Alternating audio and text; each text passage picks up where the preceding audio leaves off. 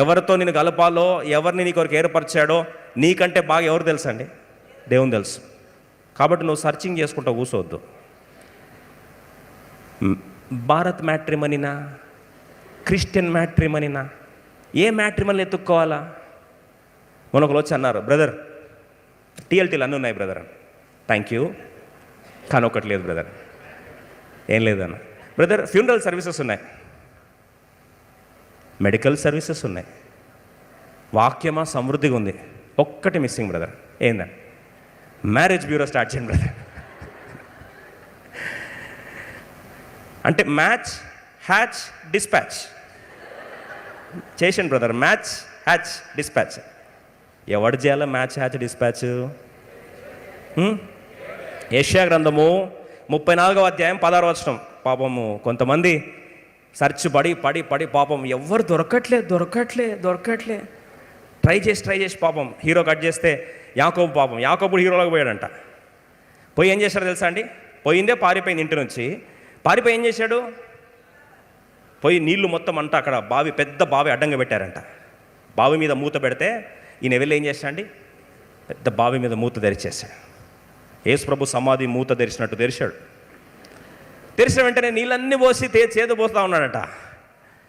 చేదు పోస్తూ ఉన్నసరికే అక్కడ అవతల వైపు కనిపించిందంట, లవ్ ఎట్ ఫస్ట్ సైట్. ప్రభు అన్నాడు నో అని క్యాన్సిల్ చేశాడు. లేదు ప్రభు నాకు కావాల్సింది అన్నాడు. సరే అని పెళ్లి రోజు పోయినాడు. పెళ్లి రోజు కళ పీడకలైంది. అర్థమైన వాళ్ళకి అర్థమైనంత. ఎవరు వచ్చారు? రాహుల్ ప్లేస్లో ఎవరు వచ్చారండి? లేయా వచ్చి. స్టోరీ అర్థమైందా? మనడు మ్యానిపులేషన్ చేసుకుంటే, మనడు ఎత్తుకుంటే ఏమైంది? కథ అడ్డం తిరిగింది. అర్థమైన వాళ్ళకి అర్థమైనంత.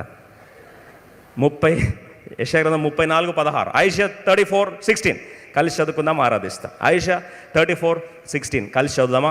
యెషయా గ్రంథం 34:16 అందరం కలిసి చదువుకుందాం. యెహోవా గ్రంథమును పరిశీలించి చదువుకోనుడి, ఆ జంతువులలో ఏదీ లేక ఉండదు, దేని జత పక్షి. ఈ మాటనండి, ఎవరిని దేవుడు నీ కొరకు ఏర్పరిచాడో, ఎవరిని దేవుడు నీ కొరకు పిలుచుకున్నాడో, ఎవరిని నీ కొరకు దేవుడు ఉద్దేశించాడో దాని జత పక్షి దాని యొద్ద ఉండక మానదు. మరి ఎవరు చేస్తారు ఇది? మ్యారేజ్ బ్యూరోనా? చదవండి. నా నోట నుండి వచ్చిన ఆజ్ఞ ఇదే, ఆయన నోటి ఊపిరి వాటిని పోగు చేయను. The breath of God gathers them అని రాస్తుంది. అంటే స్పిరిట్ ఆఫ్ గాడ్, ఆత్మదేవుడే నీ జీవితంలో ఆ దర్శనం నెరవేర్చడానికి కొరకు వారిని ఏం చేస్తాడు? ఏర్పరచుకున్న వారిని నీ దగ్గరికి తీసుకొస్తాడు. నువ్వు షాక్ అవుతావు, ఇదేంటి